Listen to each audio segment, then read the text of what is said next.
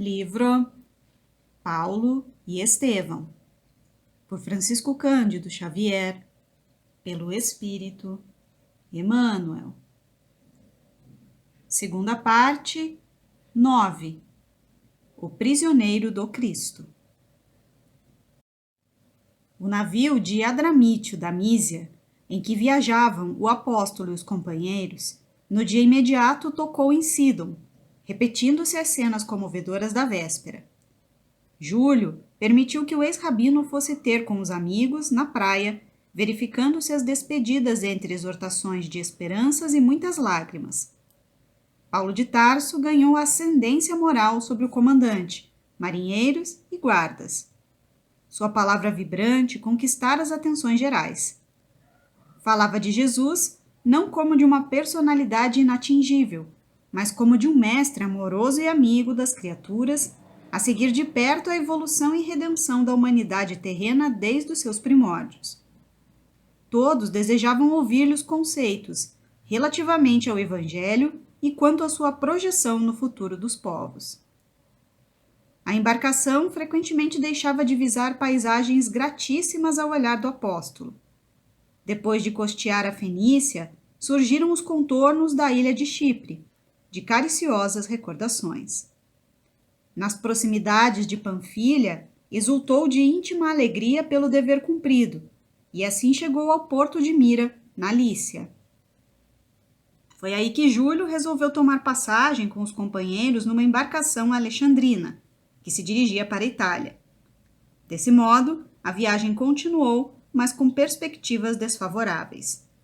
O navio levava excesso de carga. Além de grande quantidade de trigo, tinha a bordo 276 pessoas.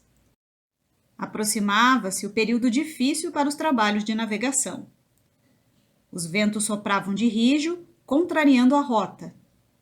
Depois de longos dias, ainda vogavam na região de Cnido. Vencendo dificuldades extremas, conseguiram tocar em alguns pontos de Creta. Observando os obstáculos da jornada e obedecendo à própria intuição, o apóstolo, confiado na amizade de Júlio, chamou-o em particular e sugeriu um inverneio em Calói Limenes. O chefe da corte tomou o alvitre em consideração e apresentou-o ao comandante e ao piloto, os quais o houveram por descabível. — O que significa isso, centurião? Perguntou o capitão enfático, com um sorriso algo irônico. — Dar crédito a esse prisioneiro?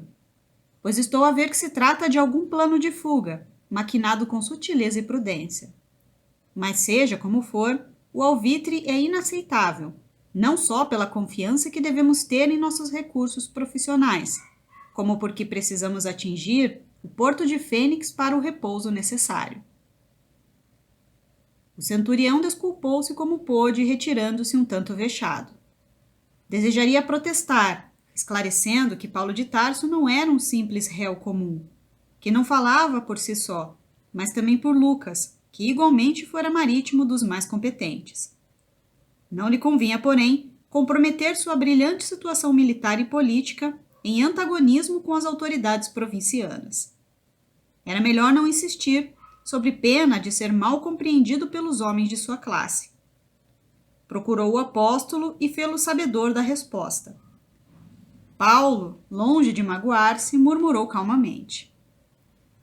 Não nos entristeçamos por isso. Estou certo de que os óbices hão de ser muito maiores do que possamos suspeitar. Haveremos, porém, de lograr algum proveito, porque nas horas angustiosas recordaremos o poder de Jesus que nos avisou a tempo. A viagem continuou entre receios e esperanças. O próprio centurião estava agora convencido da inoportunidade da arribada em Calói Limenes, porque, nos 2 dias que se seguiram ao conselho do apóstolo, as condições atmosféricas melhoraram bastante. Logo, porém, que se fizeram ao alto mar, rumo a Fênix, um furacão imprevisto caiu de súbito. De nada valeram providências improvisadas. A embarcação não podia enfrentar a tempestade e forçoso foi deixá-la à mercê do vento impetuoso, que a arrebatou para muito longe, envolta em denso nevoeiro. Começaram então padecimentos angustiosos para aquelas criaturas insuladas no abismo revolto das ondas encapeladas. A tormenta parecia eternizar-se. Havia quase 2 semanas que o vento rugia incessante, destruidor. Todo o carregamento de trigo foi alijado. Tudo que representava excesso de peso, sem utilidade imediata, foi tragado pelo monstro insaciável e rugidor. A figura de Paulo foi encarada com veneração. A tripulação do navio não podia esquecer o seu alvitre. O piloto e o comandante estavam confundidos, e o prisioneiro tornara-se alvo de respeito e consideração unânimes. O centurião, principalmente, permanecia constantemente junto dele, crendo de que o ex-rabino dispunha de poderes sobrenaturais e salvadores. O abatimento moral e o enjoo espalharam o desânimo e o terror. O apóstolo generoso, no entanto, acudia a todos, um por um, obrigando-os a se alimentarem e confortando-os moralmente. De quando a quando, soltava o verbo eloquente, e com a devida permissão de Júlio, falava aos companheiros da hora amarga, procurando identificar as questões espirituais com o espetáculo convulsivo da natureza. Irmãos, dizia em voz alta para a assembleia estranha, que o ouvia transida de angústia. Eu creio que tocaremos breve a terra firme. Entretanto, assumamos o compromisso de jamais olvidar a lição terrível desta hora. Procuraremos caminhar no mundo qual marinheiro vigilante que, ignorando o momento da tempestade, guarda a certeza da sua vinda. A passagem da existência humana para a vida espiritual assemelha-se a um instante amarguroso que estamos vivendo neste barco há muitos dias. Não ignorais que fomos avisados de todos os perigos no último porto que nos convidava a estagiar, livres de acidentes destruidores. Buscamos o mar alto de conta própria. Também Cristo Jesus nos concede os celestes avisos no seu evangelho de luz, mas frequentemente optamos pelo abismo das experiências dolorosas e trágicas. A ilusão, como o vento sul, parece desmentir as advertências do Salvador, e nós continuamos pelo caminho da nossa imaginação viciada. Entretanto, a tempestade chega de repente. É preciso passar de uma vida para outra a fim de retificarmos o rumo iniludível. Começamos por alijar o carregamento pesado dos nossos enganos cruéis. Abandonamos os caprichos criminosos para aceitar plenamente a vontade augusta de Deus. Reconhecemos nossa insignificância e miséria, alçando-nos a um tédio imenso dos erros que nos alimentavam o coração, tal como sentimos o nada que representamos neste arcabouço de madeiras frágeis, flutuante no abismo, tomados de singular enjoo, que nos provoca náuseas extremas. O fim da existência humana é sempre uma tormenta como esta, nas regiões desconhecidas do mundo interior, porque nunca estamos apercebidos para ouvir as advertências divinas e procuramos a tempestade angustiosa e destruidora pelo roteiro de nossa própria autoria. A assembleia amedrontada ouvia-lhe os conceitos, empolgada de inominável pavor.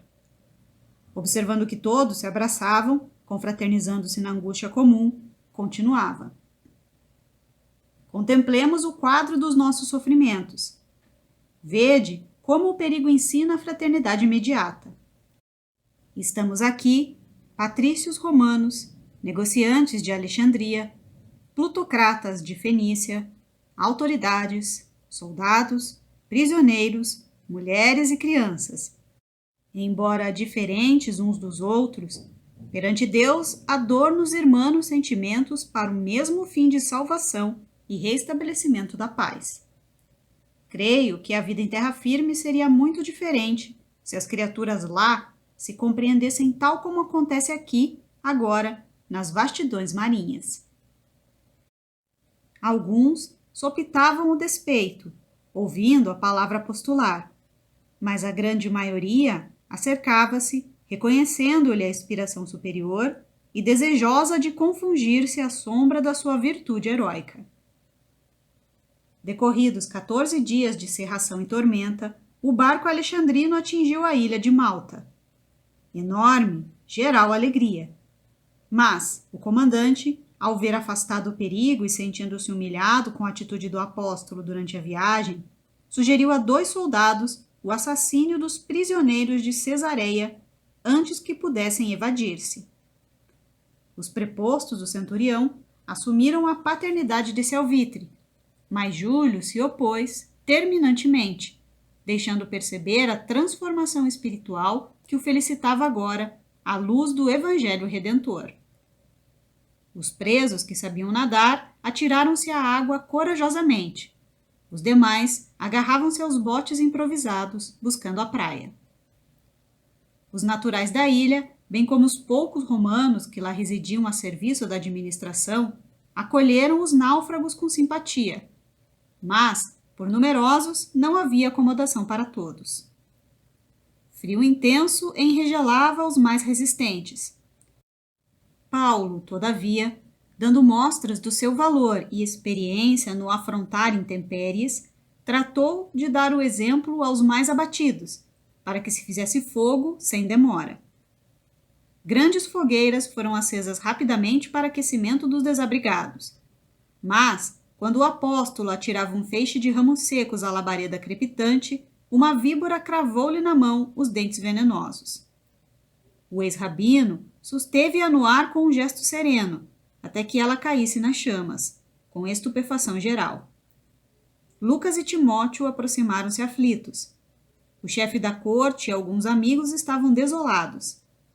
É que os naturais da ilha, observando o fato, davam alarme, asseverando que o réptil era dos mais venenosos da região e que as vítimas não sobreviviam mais que horas. Os indígenas impressionados afastavam-se discretamente. Outros assustadiços afirmavam: este homem deve ser um grande criminoso, pois, salvando-se das ondas bravias, veio encontrar aqui o castigo dos deuses. Não eram poucos os que se agrupavam à morte do apóstolo, contando os minutos. Paulo, no entanto, aquecendo-se como lhe era possível, observava a expressão fisionômica de cada um e orava com fervor.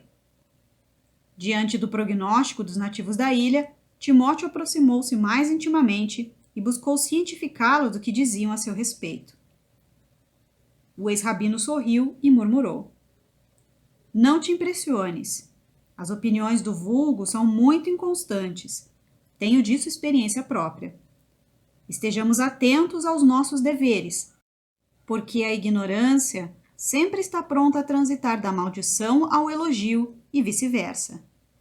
É bem possível que daqui a algumas horas me considerem um deus. Com efeito, quando viram que ele não acusara nem mesmo a mais leve impressão de dor, os indígenas passaram a observá-lo como entidade sobrenatural. Já que se mantivera indene ao veneno da víbora, não poderia ser um homem comum. Antes, algum enviado do Olimpo a que todos deveriam obedecer. A esse tempo, o mais alto funcionário de Malta, Públio Apiano, chegara ao local e ordenava as primeiras providências para socorrer os náufragos, sendo eles conduzidos a vastos galpões desabitados próximo de sua residência, lá recebendo caldos quentes, remédio e roupas. O preposto imperial reservou os melhores cômodos da própria moradia para o comandante do navio e o centurião Júlio, atento ao prestígio dos respectivos cargos, até que pudessem obter novas acomodações na ilha. O chefe da corte, no entanto, sentindo-se agora extremamente ligado ao apóstolo dos gentios, solicitou ao generoso funcionário romano acolhesse o ex-rabino com a deferência que fazia jus, ao mesmo tempo que elogiava suas virtudes heróicas. Ciente da elevada condição espiritual do convertido de Damasco e ouvindo os fatos maravilhosos que lhe atribuíam no capítulo das curas, lembrou comovidamente ao centurião: ainda bem, lembrança preciosa vossa, mesmo porque tenho aqui meu pai enfermo e desejaria experimentar as virtudes desse santo varão do povo de Israel. Convidado por Júlio, Paulo aqueceu desassombradamente e, assim, compareceu em casa de Públio. Levado à presença do ancião enfermo, impôs-lhe as mãos calosas e enrugadas, em prece comovedora e ardente. O velhinho, que ardia e se consumia em febre letal, experimentou imediato alívio e rendeu graças aos deuses de sua crença. Tomado de surpresa, Públio Apiano viu-o levantar-se procurando a destra do benfeitor para um ósculo santo. O ex-rabino, no entanto, valeu-se da situação e ali mesmo exaltou o divino mestre, pregando as verdades eternas e esclarecendo que todos os bens provinham do seu coração misericordioso e justo, e não de criaturas pobres e frágeis quanto ele. O preposto do império quis conhecer o evangelho imediatamente. Arrancando das dobras da túnica, em frangalhos, os pergaminhos da Boa Nova, único patrimônio que lhe ficara nas mãos depois da tempestade, Paulo de Tarso passou a exibir os pensamentos e ensinos de Jesus, quase com orgulho. Públio ordenou que o documento fosse copiado e prometeu interessar-se pela situação do apóstolo, utilizando suas relações em Roma a fim de conseguir a liberdade. A notícia do feito espalhou-se em poucas horas. Não se falava de outra coisa, senão do homem providencial que os deuses haviam mandado à ilha, para que os doentes fossem curados e o povo recebesse novas revelações. Com a complacência de Júlio, o ex-rabino e os companheiros obtiveram um velho salão do administrador, onde os serviços evangélicos funcionaram regularmente durante os meses do inverno rigoroso. Multidões de enfermos foram curados. Velhos misérrimos, na claridade dos tesouros do Cristo, alcançaram novas esperanças. Quando voltou à época da navegação, Paulo já havia criado em toda a ilha uma vasta família cristã, cheia de paz e nobres realizações para o futuro. Atento aos imperativos da sua comissão, Júlio resolveu partir com os prisioneiros no navio Castor e Pólux, que ali invernara e se destinava à Itália. No dia do embarque, o apóstolo teve a consolação de aferir o interesse afetuoso dos novos amigos do Evangelho, recebendo sensibilizado manifestações de fraternal carinho. A bandeira augusta do Cristo também ali ficara desfraldada para sempre. O navio demandou a costa italiana debaixo dos ventos favoráveis. Chegados a Siracusa, na Sicília, amparado pelo generoso centurião, agora devotado amigo, Paulo de Tarso aproveitou os 3 dias de permanência na cidade em pregações do reino de Deus, atraindo numerosas criaturas ao Evangelho. Em seguida, a embarcação penetrou o estreito, tocou em Régio, aproando daí pousou-lhes, Puteoli, não longe de Vesúvio.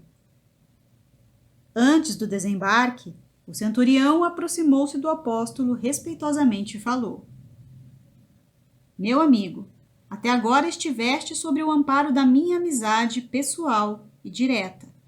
Daqui por diante, porém, temos de viajar sobre os olhares indagadores de quantos habitam nas proximidades da metrópole, e há que considerar vossa condição de prisioneiro. Notando-lhe o natural constrangimento, mescla de humildade e respeito, Paulo exclamou: Ora esta, Júlio, não te incomodes. Sei que tens necessidade de algemar-me os pulsos para a exata execução dos teus deveres. Apressa-te a fazê-lo, pois não me seria lícito comprometer uma afeição tão pura qual a nossa. O chefe da corte tinha os olhos molhados, mas retirando as algemas da pequena bolsa, acentuou: Disputo a alegria de ficar convosco. Quisera ser, como vós, um prisioneiro do Cristo.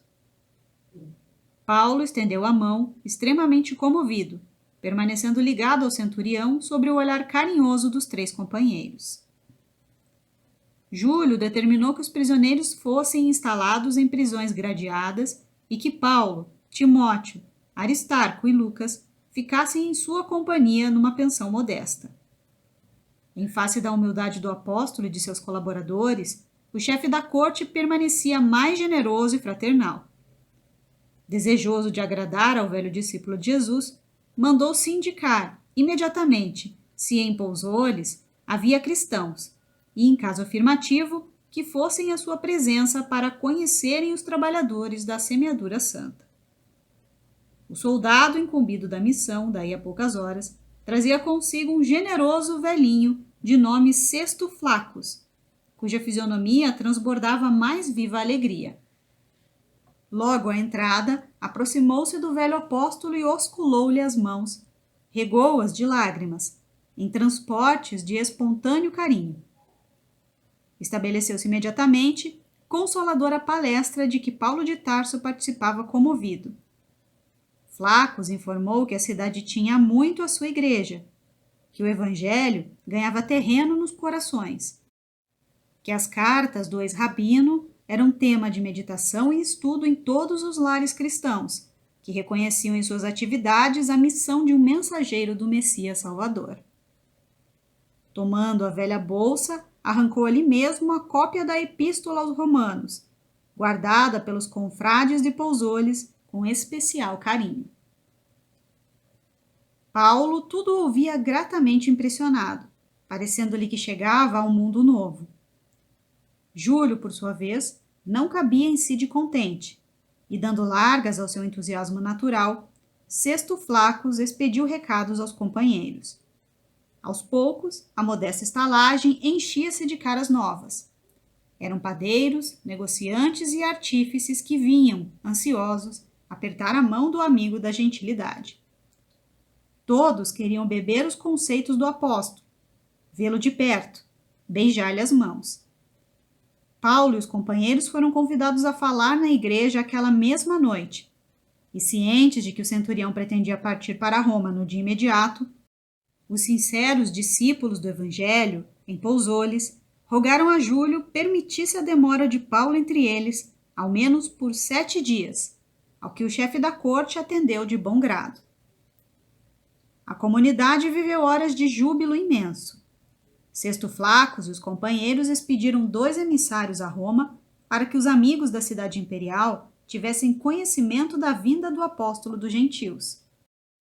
E cantando louvores no coração, os crentes passaram dias de iluminada aventura. Decorrida a semana de trabalhos frutuosos, felizes, o centurião fez haver a necessidade de partir. A distância a vencer excedia de 200 quilômetros, com 7 dias de marcha consecutiva e fatigante. O pequeno grupo partiu acompanhado de mais de 50 cristãos de Pousoles, que seguiram o ex-rabino até Fórum de Ápio, em cavalos resistentes, montando carinhosa guarda aos carros das guardas e prisioneiros.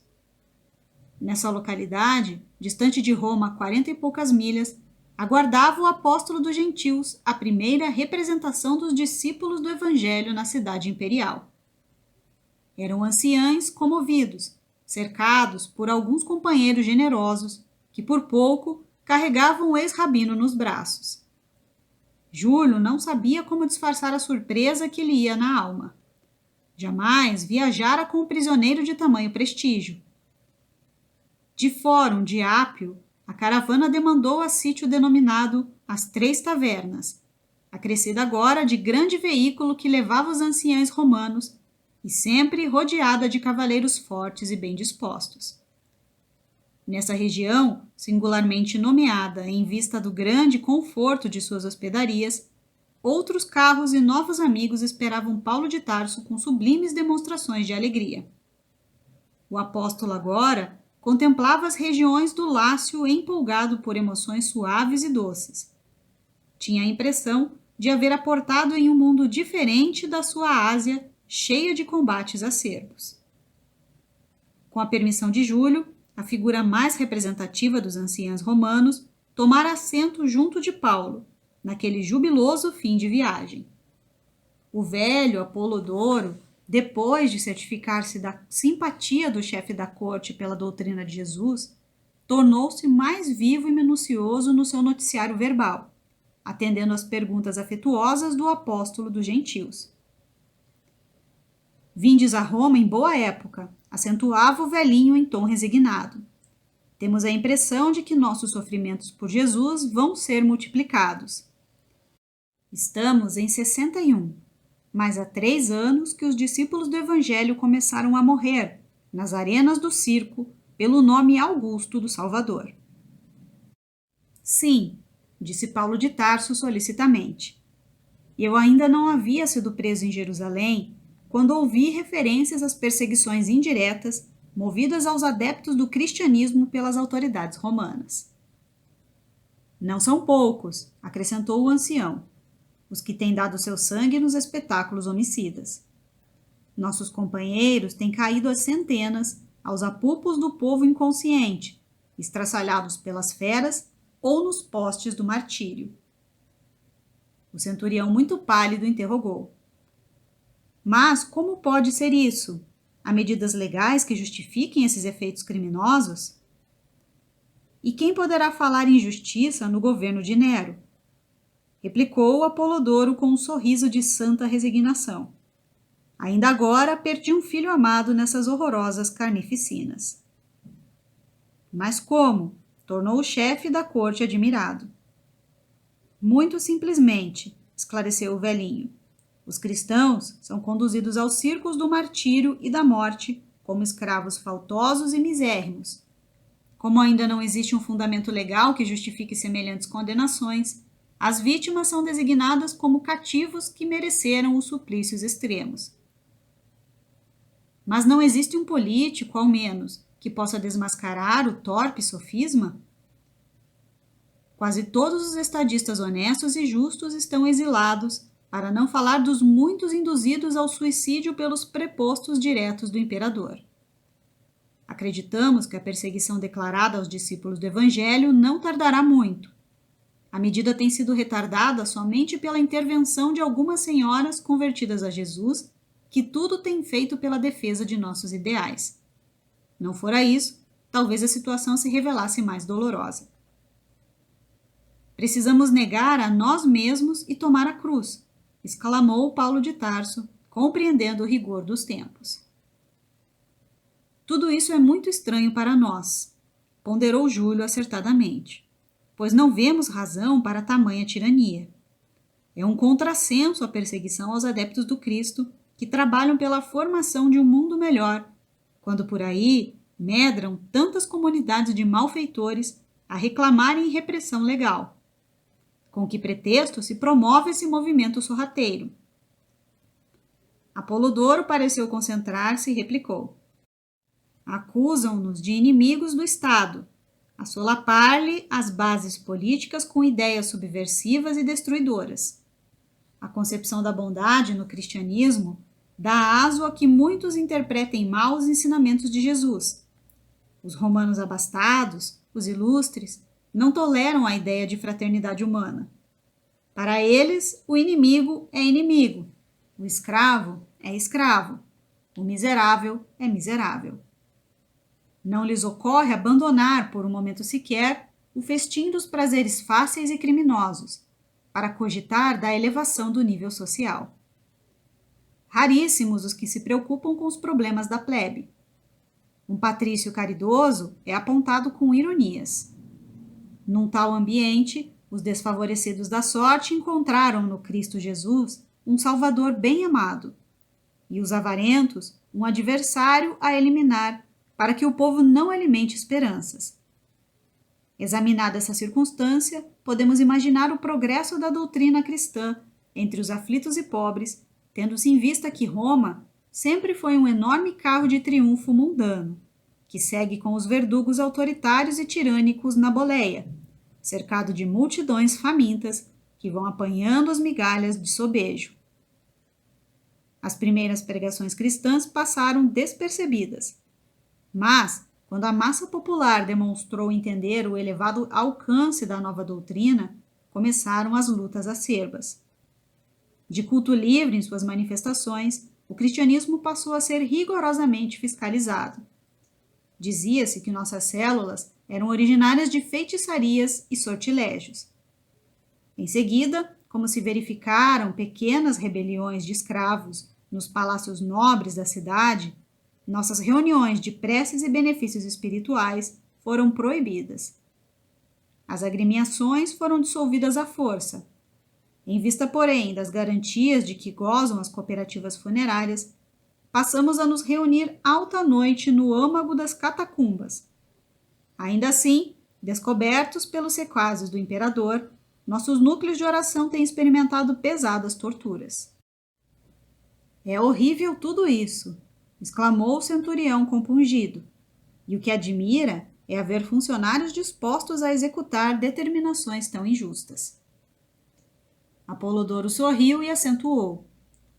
A tirania contemporânea tudo justifica. Não levais vós mesmo um apóstolo prisioneiro? Entretanto, reconheço que sois dele um grande amigo. A comparação do velho e arguto observador fez empalidecer ligeiramente o centurião. Sim, murmurava ele, tentando explicar-se. Paulo de Tarso, todavia, reconhecendo a posição e o embaraço do amigo, acudiu esclarecendo. Mas a verdade é que não fui encarcerado por malvadez ou inópia dos romanos, desconhecedores de Jesus Cristo, mas por meus próprios irmãos de raça.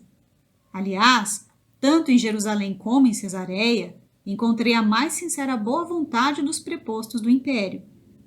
Em tudo isso, amigos, preponderam as injunções do serviço do mestre. Para o êxito indispensável dos seus esforços remissores, os discípulos não poderão caminhar no mundo sem as marcas da cruz. Os interlocutores entreolharam-se satisfeitos. A explicação do apóstolo vinha a elucidar completamente o problema. O grupo numeroso alcançou Alba Longa, onde novo contingente de cavaleiros esperava o valoroso missionário. Daí até Roma, a caravana moveu-se mais vagarosa, experimentando sublimadas sensações de alegria. Paulo de Tarso, muito sensibilizado, admirava a beleza singular das paisagens desdobradas ao longo da Via Ápia. Mais alguns minutos e os viajores atingiram a Porta Capena, onde centenas de mulheres e crianças aguardavam o apóstolo. Era um quadro comovente. O cortejo parou para que os amigos o abraçassem.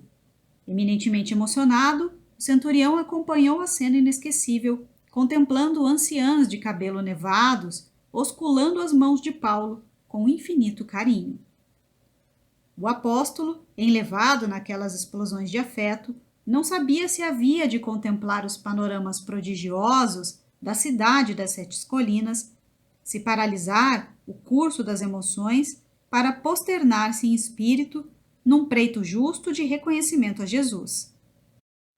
Obedecendo às ponderações amigas de Apolodoro, o grupo dispersou-se. Roma inteira banhava-se suavemente no crepúsculo de opalas. Brisas cariciosas sopravam de longe, balsamizando a tarde quente. Considerando que Paulo precisava de repouso, o centurião resolveu passar a noite numa hospedaria e apresentar-se com os prisioneiros no dia imediato ao quartel dos pretorianos, depois de refeitos de longa e exaustiva viagem. Somente na manhã seguinte compareceu perante as autoridades competentes, apresentando os acusados. Feliz expediente aquele, porque o ex-rabino sentia-se perfeitamente reconfortado. Na véspera, Lucas, Timóteo e Aristarco separaram-se dele, a fim de se instalarem na companhia dos irmãos de ideal, até poderem fixar a sua posição. O centurião de Cesareia encontrou no cartel de Via Nomentana altos funcionários que podiam perfeitamente atendê-lo, com referência ao assunto que trazia a capital do império. Mas fez questão de esperar o general Burrus, amigo pessoal do imperador e conhecido por suas tradições de honestidade, no intuito de esclarecer o caso do apóstolo. O general o atendeu com presteza e solicitude e ficou suficientemente informado da causa do ex-rabino, tanto quanto dos seus antecedentes pessoais e das lutas e sacrifícios que vinha amargurando. Prometeu estudar o caso com maior interesse, depois de guardar solícito os pergaminhos remetidos pela justiça de Cesareia. Na presença do apóstolo, afirmou ao centurião que, caso os documentos provassem a cidadania romana do acusado, ele poderia gozar das vantagens da custódia líbera, passando a viver fora do cárcere, apenas acompanhado por um guarda, até que a magnanimidade de César decidisse o seu recurso. Paulo foi recolhido à prisão com os demais companheiros como medida preliminar ao exame de documentação trazida. Júlio despediu-se comovido. Os guardas abraçaram o ex-rabino, contristados e respeitosos. Os altos funcionários do quartel acompanharam a cena com indisfarçável surpresa. Prisioneiro algum havia ali entrado, até então, com tamanhas manifestações de carinho e apreço. Depois de uma semana em que lhe fora permitido o contato permanente com Lucas, Aristarco e Timóteo, o apóstolo recebia a ordem para fixar residência nas proximidades da prisão. Privilégio conferido pelos seus títulos, embora obrigado a permanecer sobre as vistas de um guarda policial até que o seu recurso fosse definitivamente julgado. Auxiliado pelos confrades da cidade, Lucas alugou um aposento humilde na Via Nomentana, para lá se transferindo o valoroso pregador do Evangelho, cheio de coragem e confiança em Deus. Longe de esmorecer diante dos obstáculos, continuou redigindo epístolas consoladoras e sábias às comunidades distantes. No segundo dia de sua nova instalação, recomendou aos 3 companheiros procurassem trabalho, para não serem pesados aos irmãos, explicando que ele, Paulo, viveria do pão dos encarcerados, como era justo, até que César pudesse atender ao seu apelo. Assim o fez, de fato, e diariamente lá se ia às grades do calabouço, onde tomava sua ração alimentar. Aproveitava então essas horas de convivência com os acelerados ou com as vítimas da maldade humana para pregar as verdades confortadoras do reino, ainda que algemados. Todos o ouviam em deslumbramento espiritual, jubilosos com a notícia de que não se encontravam desamparados pelo Salvador. Eram criminosos do Esquilino, bandidos das regiões provincianas, malfeitores da Suburra, servos ladrões entregues à justiça pelos senhores para a necessária regeneração, e pobres perseguidos pelo despotismo da época que sofriam a terrível influência dos vícios da administração. A palavra de Paulo de Tarso atuava como bálsamo de santas consolações. Os prisioneiros ganhavam novas esperanças e muitos se converteram ao Evangelho, como Onésimo, o escravo regenerado, que passou à história do cristianismo na carinhosa epístola de Filemon. No terceiro dia da nova situação, Paulo de Tarso chamou os amigos para resolver determinados empreendimentos que julgava indispensáveis. Encareceu a diligência de um entendimento com os israelitas. Precisava transmitir-lhe as claridades da boa nova. No entanto, era impossível, no momento, uma visita à sinagoga. Sem paralisar, contudo, os impulsos dinâmicos da sua mentalidade vigorosa, pediu a Lucas convocasse os maiorais do judaísmo na capital do império, a fim de lhes apresentar uma exposição de princípios que supunha conveniente. Na mesma tarde, grande número de anciães de Israel compareciam no seu aposento. Paulo de Tarso expõe as notícias generosas do reino de Deus, esclarece sua posição, refere-se às preciosidades do Evangelho. Os ouvintes mostram-se algo interessados, mas, ciosos de suas tradições, acabam tomando atitude reservada e duvidosa. Quando terminou a oração entusiástica, o rabi Menandro exclamou em nome dos demais: Vossa palavra merece nossa melhor consideração. Entretanto, amigo, ainda não recebemos nenhuma notícia da Judéia a vosso respeito. Temos, todavia, algum conhecimento desse Jesus a quem vos referis com ternura e veneração. Fala-se dele em Roma como de um revolucionário criminoso, que mereceu o suplício reservado aos ladrões e malfeitores em Jerusalém. Sua doutrina é a vida por contrária à essência da lei de Moisés. Sem embargo, desejamos sinceramente ouvir-vos sobre o novo profeta com a calma necessária. Por outro lado, é justo que não sejamos nós apenas os ouvintes dessas notícias singulares. Convém que vossos conceitos sejam dirigidos à maioria dos nossos irmãos, a fim de que os julgamentos isolados não prejudiquem os interesses em conjunto. Paulo de Tarso percebeu a sutileza da observação e pediu que marcassem o dia da pregação a uma assembleia maior, alvitre esse que foi recebido pelos velhos judeus com justo interesse. No dia aprazado, vasta aglomeração de israelitas comprimia-se e desbordava do quarto humilde onde o ex-rabino montara a nova tenda de trabalhos evangélicos. Ele pregou a lição da Boa Nova e explicou pacientemente a missão gloriosa de Jesus, desde a manhã até a tarde. Alguns raros irmãos de raça pareciam compreender os novos ensinamentos, enquanto que a maioria se entregava a interpelações ruidosas e a polêmicas estéreis. O apóstolo recordou o tempo de suas viagens, vendo ali a repetição exata das cenas irritantes das sinagogas asiáticas, onde os judeus se empenhavam em combates acérrimos. À noite avizinhava-se e as discussões prosseguiam acaloradas. O sol despendia-se da paisagem, dourando o cume das colinas distantes.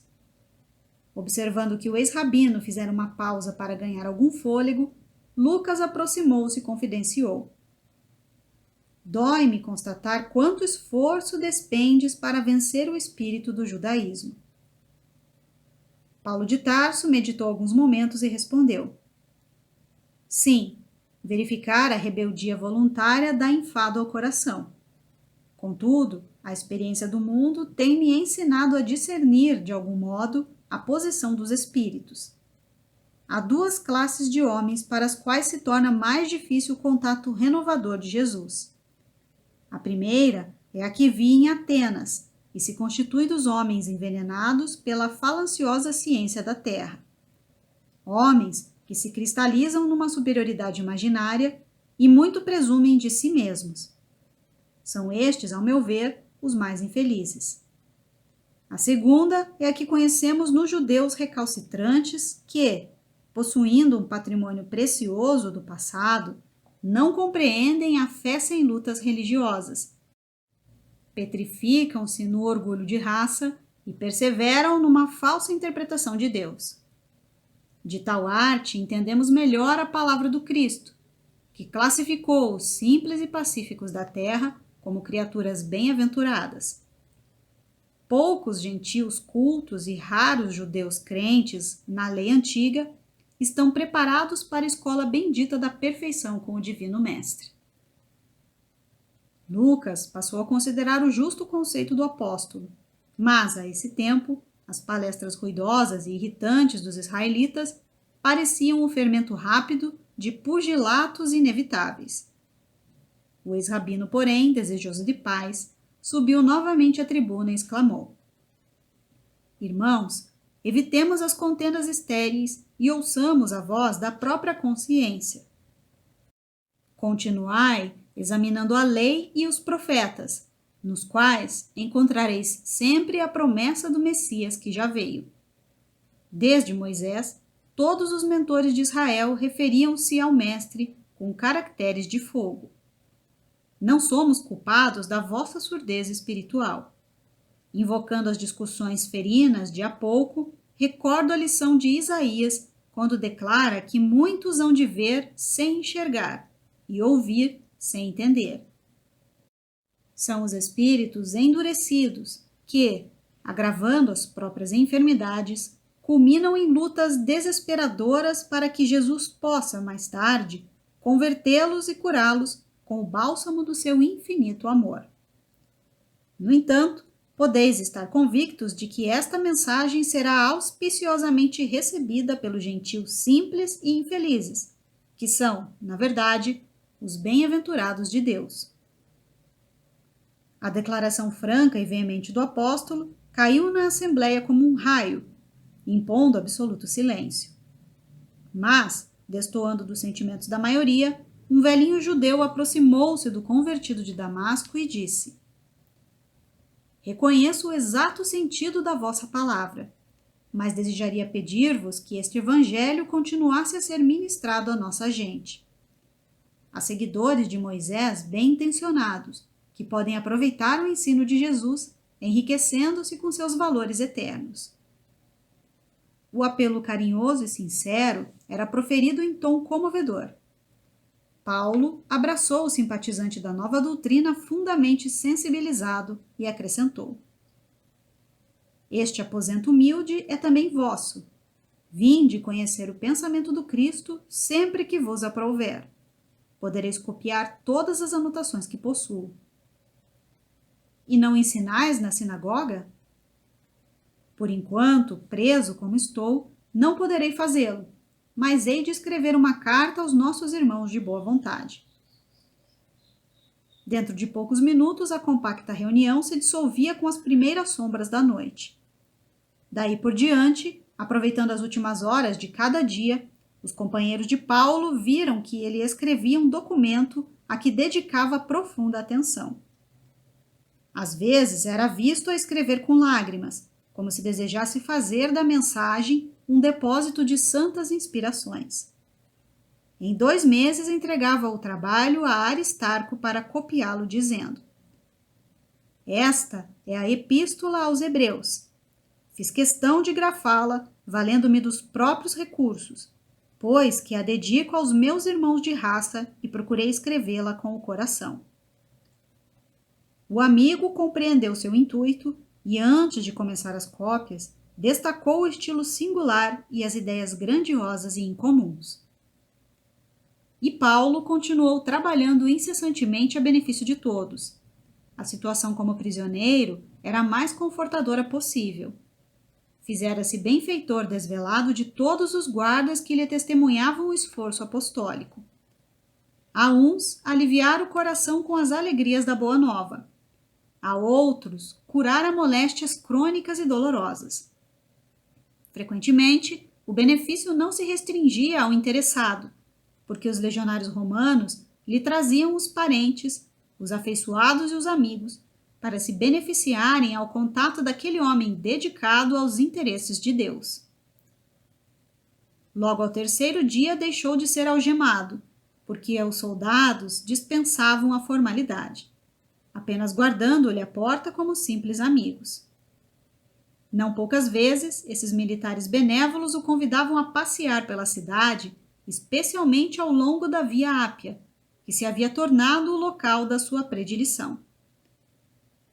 Sensibilizado, o apóstolo agradecia essas provas de condescendência. Os benefícios do seu convívio tornavam-se dia a dia mais evidentes. Impressionados com a sua palestra educativa e com as suas maneiras atenciosas, muitos legionários, antes relapsos e negligentes, transformaram-se em elementos úteis à administração e à sociedade. Os guardas começaram a disputar o serviço de sentinela ao seu aposento, e isso lhe valia pelo melhor atestado de valor espiritual. Visitado incessantemente por irmãos e emissários das suas igrejas queridas, da Macedônia e da Ásia, prosseguia desdobrando energias na tarefa de amorosa assistência aos amigos e colaboradores distantes, mediante cartas inspiradíssimas. Havia quase 2 anos que o seu recurso a César jazia esquecido nas mesas dos juízes displicentes, quando sobreveio um acontecimento de magna importância. Certo dia, um legionário amigo levou ao convertido de Damasco um homem de feições másculas e enérgicas, aparentando 40 anos mais ou menos. Tratava-se de Acácio Domício, personalidade de grande influência política e que de algum tempo tinha cegado em misteriosas circunstâncias. Paulo de Tarso o acolheu com bondade e, depois de impor-lhe as mãos, esclarecendo sobre o que Jesus desejava de quantos lhe aproveitavam a munificência, exclamou comovidamente: Irmão, agora convido-te a ver em nome do Senhor Jesus Cristo. Vejo, gritou o romano tomado de júbilo infinito. E logo, no movimento instintivo, ajoelhou-se em pranto e murmurou: Vosso Deus é verdadeiro. Profundamente reconhecido a Jesus, o apóstolo deu-lhe um abraço para que se levantasse, e ali mesmo, Domício procurou conhecer o conteúdo espiritual da nova doutrina, a fim de reformar-se e mudar de vida. Solícito, anotou logo as informações relativas ao processo do ex-rabino, acentuando ao despedir-se: Deus me ajudará para que possa retribuir o bem que me fizestes. Quanto à vossa situação, não duvideis do desfecho merecido, porque na próxima semana teremos resolvido o processo com a absolvição de César. De fato, decorridos 4 dias, o velho servidor do Evangelho foi chamado a depor. De conformidade com as ordens legais, compareceu sozinho perante os juízes, respondendo com admirável presença de espírito às menores arguições que lhe foram desfechadas. Os magistrados patrícios verificavam a inconsistência do libelo, a infantilidade dos argumentos apresentados pelo Sinédrio e, não só atendendo à situação política de Acácio, que empenhara no feito os bons ofícios do que podia dispor, como pela profunda simpatia que a figura do apóstolo despertava, instruíram o processo com os mais nobres pareceres, restituindo-o por intermédio de Domício para o veredito do imperador. O generoso amigo de Paulo regozijou-se com a vitória inicial, convencido da próxima liberdade do seu benfeitor. Sem perda de tempo, mobilizou as melhores amizades, entre as quais contava a Popeia Sabina, conseguindo, afinal, a absolvição imperial. Paulo de Tarso recebeu a notícia com votos de reconhecimento a Jesus, mas que ele próprio rejubilavam-se os amigos, que celebravam o acontecimento com expansões memoráveis. O convertido de Damasco, entretanto, não viu nisso tão só um motivo de regozijo pessoal, mas a obrigação de intensificar a difusão do Evangelho de Jesus. Durante um mês, no princípio do ano 63, visitou as comunidades cristãs de todos os bairros da capital do Império. Sua presença era disputada por todos os círculos, que o recebiam entre carinhosas manifestações de respeito e de amor pela sua autoridade moral. Organizando planos de serviço para todas as igrejas domésticas que funcionavam na cidade, e depois de inúmeras prédicas gerais nas catacumbas silenciosas, o incansável trabalhador resolveu partir para a Espanha. Debalde intervieram os colaboradores rogando-lhe que desistisse. Nada o demoveu. De há muito alimentava o desejo de visitar o extremo do Ocidente, e, se fosse possível, desejaria morrer convicto de haver levado o Evangelho aos confins do mundo.